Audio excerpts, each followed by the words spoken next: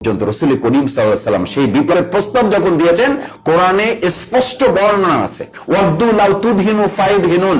মুহাম্মদ বিপ্লবের প্রস্তাব দিয়েছিলেন কোন একটা আংশিক জমিনের জন্য। মুহাম্মদ রাসূলুল্লাহ সাল্লাল্লাহু আলাইহি ওয়াসাল্লাম প্রস্তাব দিয়েছিলেন গোটা সমাজের রঙে রঙে একেবারে শেষ থেকে উপর পর্যন্ত। জামাত যে কথা মানুষকে বলার চেষ্টা করেছিল, সেই কথাটা যদি সত্য হতো তাহলে ৭৫ সালের এই আরেকটা নতুন বিপ্লবের প্রয়োজনই ছিল না। সম্মানিত ভাইয়েরা, দেখেন, শুধু বিপ্লব যদি আমাদের দেশে হতো তাহলে তো এটিকে আমরা এক ধরনের গ্রহণ করতাম। এই বিপ্লব রুশ বিপ্লবের একটা ঐতিহাসিক প্রেক্ষাপট আছে, আপনারা জানেন। ফরাসি বিপ্লবের একটা প্রেক্ষাপট আছে, আপনারা জানেন। এরপরে এই বিপ্লবের পাশাপাশি একই সাথে কিন্তু আরো অনেক বিপ্লব সংগঠিত হয়েছে পৃথিবীর ইতিহাসে। এই বিপ্লব এবং বিপ্লবী মানুষ যারা, তাদের নিয়ে পৃথিবীর মানুষের তেমন কোনো মাথা ব্যথা নেই। কিন্তু যখনই আপনাকে ইসলামী বিপ্লব বলা হবে, আপনাকে যদি আপনি এখনো যদি শব্দ ব্যবহার করেন যে আমরা একটা ইসলামী বিপ্লব চাই, রুশ বিপ্লব বললে কোনো অসুবিধা নেই, ফরাসি বিপ্লব বলে কোনো অসুবিধা নেই, শিল্প বিপ্লব বলে কোনো অসুবিধা নেই। বিপ্লব শব্দটা তাদের জন্য ব্যবহার করলে এটা খুবই ভালো জিনিস। যখনই এটা ইসলামের সাথে, মুসলমানদের চিন্তা চেতনা, দৃষ্টিভঙ্গি, তাদের উদ্দেশ্য, তাদের মিশন, ভিশনের সাথে এটা সম্পৃক্ত হয়ে যায়, তখনই এটা আর হালাল থাকে না, এটা তখন আর বৈধ থাকে না, এটা তখন এগ্রেসিভ, এটা তখন একটা জঙ্গি মেন্টালিটির দিকে তারা আমাদেরকে ঠেলে দেয়। এবং এখন কোন কোন ক্ষেত্রে আমরা এই শব্দটা ব্যবহার করতেও আমাদেরকে চিন্তা করতে হচ্ছে, এবং কোন কোন ক্ষেত্রে আমরা ব্যবহার করাটাকেও আমাদের জন্য আমরা কিছুটা সীমিত করে ফেলেছি।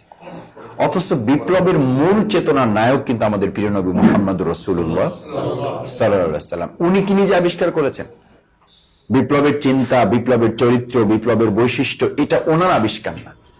বিপ্লবের চিন্তা, বিপ্লবের আবিষ্কার, বিপ্লবের পদ্ধতি, কর্মপন্থা, এ সব কিছু মহাগ্রন্থ আল কোরআনে আল্লাহ সুবহানাহু ওয়া তাআলা আমাদের জন্যই তিনি এটি প্রেক্ষাপট তৈরি করে দিয়েছেন।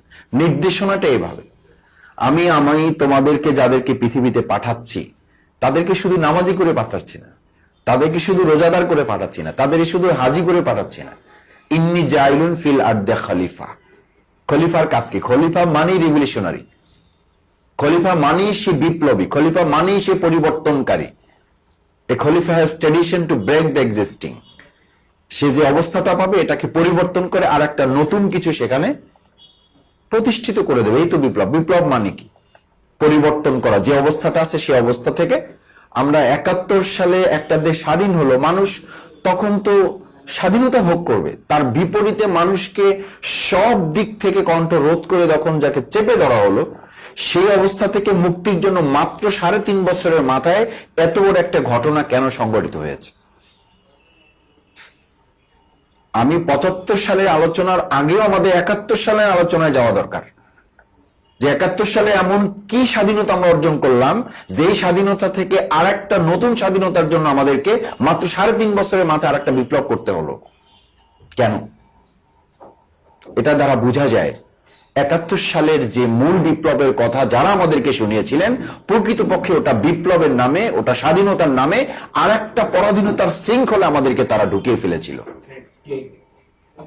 যেই কথা বাংলাদেশ জামাত ইসলামী স্বাধীনতারও আগে এই জাতিকে বলার চেষ্টা করেছিল বলেই আমাদেরকে আজও পর্যন্ত সেই নেতিবাচক তকমা লাগিয়ে আমাদের থেকে জাতিকে আলাদা করার চেষ্টা করা হয়। আমরা নিশ্চিত এই জাতীয় বিপ্লব এবং সংহতি দিবসের আলোচনা একসময় এমন ভাবে হবে যে স্বাধীনতার আগের সেই জামাত যে কথা মানুষকে বলার চেষ্টা করেছিল, সেই কথাটা যদি সত্য হতো তাহলে ৭৫ সালের এই আরেকটা নতুন বিপ্লবের প্রয়োজনই ছিল না।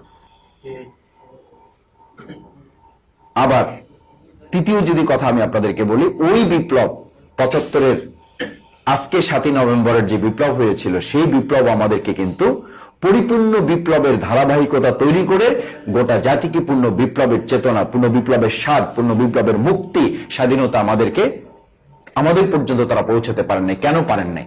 আমি সেই কথাটুকু বলে শেষ করে দিতে চাই। পারবে না।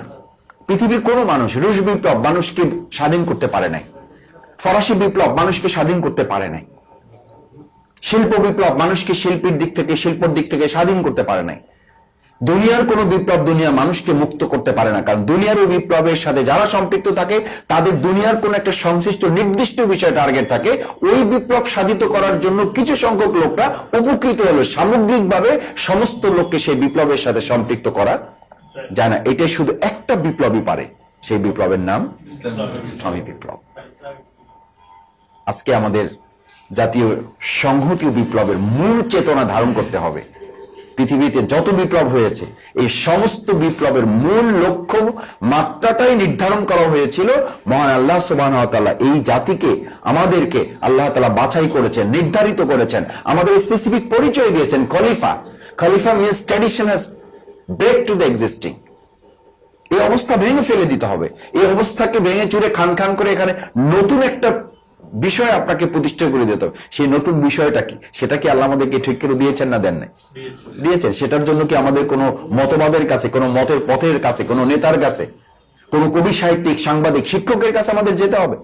এই সব মত এবং পথ আল্লাহ সুবহানাহু ওয়া তাআলা একেবারে রান্নাঘর থেকে শুরু করে সংসদ ভবন পর্যন্ত ঠিক করে দিয়েছেন। এই কথাটা আমাদের পক্ষ থেকে আমরা বলি বিধায় গোটা পৃথিবী আমাদের প্রতিপক্ষ।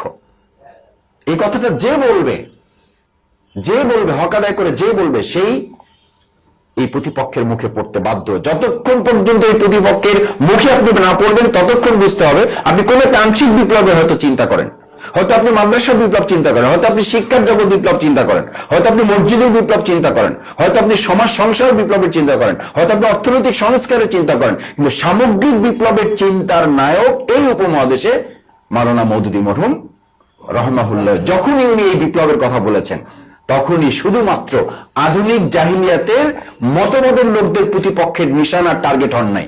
কতিপয় ইসলামের নামে যারা সীমিত কিছু বিপ্লব, কিছু পরিবর্তনের চিন্তা করেন তাদেরও টার্গেটে ছিলেন, আছেন এবং ভবিষ্যতেও থাকবেন। কেন?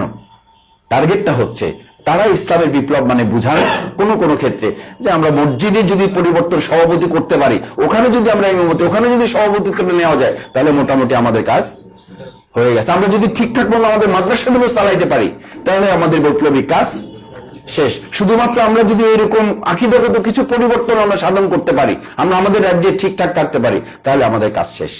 আর ইসলাম বলেছে না, ইসলামের পরিবর্তনটা হতে হবে একদম রন্ধন শিল্প থেকে শুরু করে রাষ্ট্রীয় ভবনের পর্যন্ত। রাসূল করিম সাল্লাল্লাহু আলাইহি ওয়াসাল্লাম সেই বিপ্লবের প্রস্তাব যখন দিয়েছেন, কোরআনে স্পষ্ট বর্ণনা আছে, ওয়াদ্দু লাউ তুদহিনু ফায়ুদহিনুন।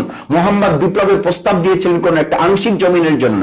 মুহাম্মদুর রাসূলুল্লাহ সাল্লাল্লাহু আলাইহি ওয়াসাল্লাম প্রস্তাব দিয়েছিলেন গোটা সমাজের রঙে রঙে একেবারে শেষ থেকে উপর পর্যন্ত, তৃণমূল থেকে শুরু করে সর্বোচ্চ লেভেল পর্যন্ত।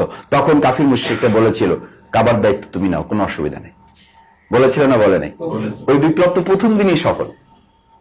ওই বিপ্লব তো প্রথমে তিনি পেয়ে গেছে, সবচেয়ে গাড়ির মালিক নিয়ে নাও, সবচেয়ে সুন্দর রমণী দিয়ে দিলাম তোমাকে। তার মানে কি দুনিয়ার জগতের একটা অংশ তাকে তারা দিয়ে দিয়ে বলেছিল অর্থনৈতিক ক্ষেত্রে তুমি মাথা ঘামাবে না, সাংস্কৃতিক ক্ষেত্রে তুমি মাথা ঘামাবে না, তুমি মসজিদে নববীর ইমামতি নাও, কিন্তু এই মসজিদে নববীর সীমাবদ্ধ গণ্ডির বাইরে এসে রাষ্ট্রীয় ব্যবস্থা পরিচালনায় তুমি মাথা ঘামালে তোমার সাথে কিন্তু আমাদের কোনো আপোষ হবে না। আর রাসূল সাল্লাল্লাহু আলাইহি ওয়াসাল্লাম বলেছিলেন যেই লোক, যেই নেতা, যেই ইমাম, যেই দায়িত্বশীল মসজিদে নববীর ইমামতি করবে, সেই একই ইমাম গোটা মসজিদ শুধু না মদিনার নগরীরও রাষ্ট্রপতির দায়িত্ব পালন করবে। যিনি মসজিদের নববীর ইমাম হবেন তিনি মদিনা রাষ্ট্রের ইমাম হবেন, যিনি মদিনা রাষ্ট্রের রাষ্ট্রপতি হবেন তিনি আবার মসজিদে নববীরও ইমাম হবেন। বাংলাদেশ জামাত ইসলামী সেরকম একটা বৈপ্লবিক পরিবর্তন সাধন করা ছাড়া যত বিপ্লব হয়েছে, আরো যত বিপ্লব হবে, সেই বিপ্লবের পরিপূর্ণ মুক্তি মানুষের কখনোই